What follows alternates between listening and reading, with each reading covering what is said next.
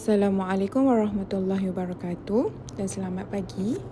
Untuk tugasan kali ini, cikgu meminta kamu untuk merujuk buku teks Bahasa Melayu tahun 3 di muka surat 28, 29 dan juga aktiviti di muka surat 30. Cikgu akan pergi satu persatu dan kamu boleh laksanakan nanti dekat rumah. Baik, untuk kemahiran membaca adalah berkaitan aktiviti membacakan pantun dengan sebutan yang betul dan intonasi yang sesuai. Okay, untuk murid 3 cekal ramai yang minat baca pantun, jadi tak ada masalah untuk kamu baca. Cuma carilah penonton dekat rumah. Ajak adik ke keluarga kamu yang boleh dengar kamu bacakan pantun. Contoh rangkap pertama, pergi beriadah ke Ulu Kinta, destinasi bercuti bersama rakan. Alam indah impian kita, bersatu hati sama zahirkan. Untuk rangkap kedua, rangkap ketiga, rangkap keempat, kamu boleh belajar bersama dengan keluarga kamu atau penonton lah kat rumah yang ada adik-adik ke dengan baca dengan adik kamu. Okey, baiklah, untuk kemahiran menulis pula kita akan menjawab tentang teks berkaitan sayangi sungai kita. Jom kita baca sama-sama. Nabila menghadiri pameran alam sekitar yang diadakan di Pusat Informasi Sungai Sekudai Johor. Kat mana pameran tu diadakan? Di Pusat Informasi Sungai Sekudai Johor. Jadi kamu gariskan kat situ kat mana pameran tu diadakan. Banyak maklumat yang diperoleh. Okay, Nabila menyatakan, nampak tak kartun tu? Yang kartun tu, komik tu yang budak perempuan ni nama Nabila. Pencemaran sungai dari punca tetap bermaksud pencemaran yang kita dapat kesan, pencemaran yang dapat dikesan puncanya. Jadi dekat sini dia tersenaraikan tiga punca tetap. Maksudnya bila mana kita nampak pencemaran sungai itu, kita boleh tahu ini disebabkan oleh air sisa larut resap yang berpunca daripada tempat pelupusan sampah yang tak diurus dengan baik lah. Sampah nampak tak, sampah tu banyak tu tak diuruskan dengan baik. Orang buang tapi tak uruskan dengan baik, sehingga menghasilkan air sisa larut resap. Tambangan hujan apa semua menyebabkan terhasilnya air sisa larut resap tu. Manakala punca tetap yang kedua adalah pembuangan sisa toksik daripada kawasan industri. Kan banyak kan kilang-kilang dibuka, lepas tu kebanyakannya buka kalau berdekatan dengan sungai. Kita boleh tengok kesan kepada pencemaran sungai itu sendiri.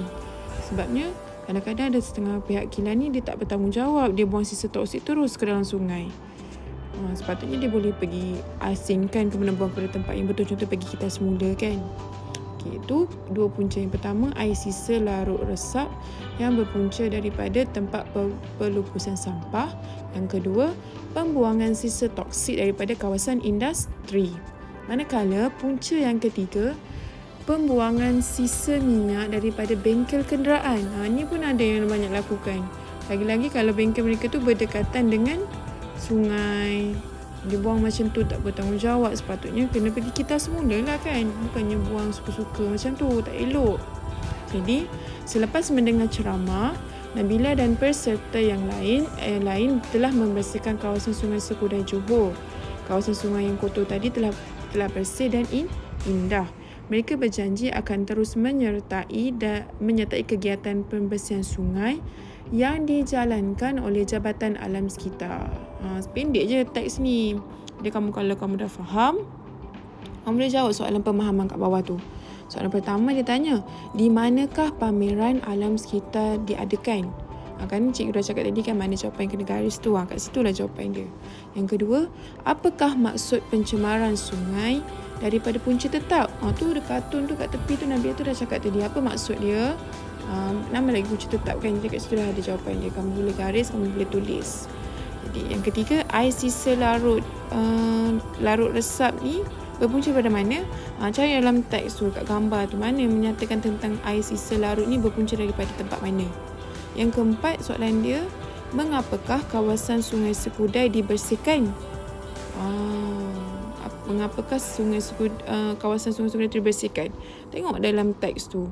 Dia cakap kawasan sungai yang telah kotor, bersih dan indah, menunjukkan apa tu kat situ maksudnya. Mestilah kenapa diorang pergi bersihkan tu, mesti sebab kawasan sungai tu kotor. Nanti kamu buat ayat kat situ. Kawasan Sungai Skudai dibersihkan kerana apa? Dia ada jawapan dalam teks tu. Okey. Yang kelima, soalan terakhir. Apakah janji Nabila dan rakan-rakannya? Apakah janji Nabila? Ada kat situ.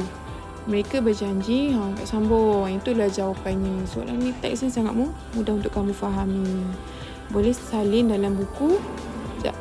Kamu tak perlu salin teks. Cuma salin soalan pemahaman saja. Tulis tajuk, tulis tarikh hari ni, hari Rabu, 14 Oktober, sayangi sungai. Tulis soalan pemahaman tu 1 hingga 5. Boleh? Okay. Salin kat buku pemahaman lah. Kalau tak ada buku pemahaman, salin dekat kertas kajang dulu. Atau salin dekat buku yang ada dekat kamu. Cikgu tak nak kamu salin dekat kertas kecil-kecil nanti hilang. Kesian kat kamu, kena salin balik nanti. Salin dekat buku yang mana ada. Kalau boleh buku pemahaman lah, sebab ini berkaitan dengan pemahaman. Okey, sekarang kita pergi kepada kemahiran yang ketiga. Ayat tunggal. Jadi cikgu selalu cakap dalam kelas kan pasal ayat tunggal. Apa ciri-ciri ayat tunggal tu yang mudah untuk kamu faham. Jadi kalau kamu baca tu, kamu boleh faham terus ayat tu. Dia ada satu maksud saja, satu cerita saja, satu maklumat saja. Dia tak ada penggunaan kata hubung. Contoh yang cikgu ajar hari tu kan. Okey. Contoh, cuba kita tengok dulu.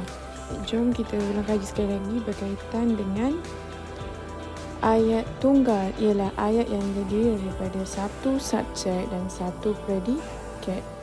Subjek tu maksudnya pelaku. Dia tak semestinya seorang. Macam mereka bukan seorang. Mereka tu ramai. Subjek tu maksudnya pelaku. Mereka, Cikgu Hadi, Fatin, Nabila. Tu orang pelaku. Predikat ni pula bermaksud dia merangkumi kata kerja dan keterangan ayat. Jadi kalau kamu faham, ayat tunggal tu mesti ada satu subjek, mesti ada pelaku dia, kemudian mesti ada predikat.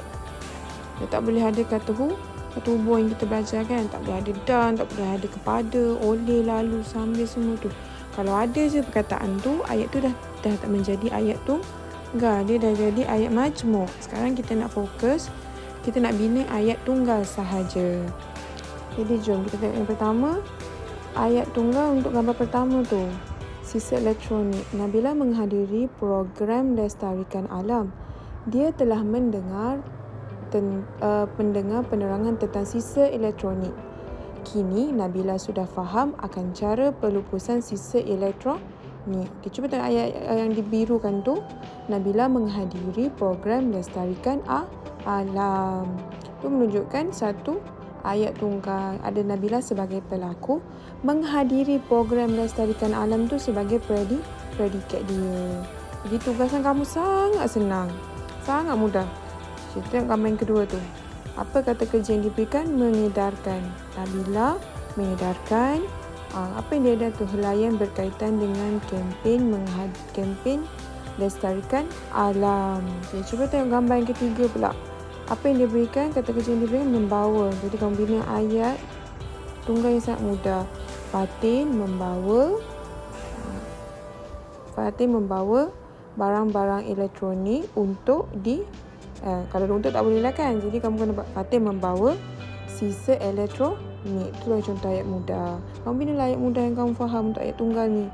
Pastikan ia ayat tunggal tanpa perlu memasukkan kata hubung yang cikgu dah terangkan. Nanti dia jadi ayat majmuk. Kita nak fokus kepada penulisan ayat tunggal sahaja. Mesti ada subjek, mesti ada predikat. Boleh guna buku tata bahasa, buku tulis tata bahasa.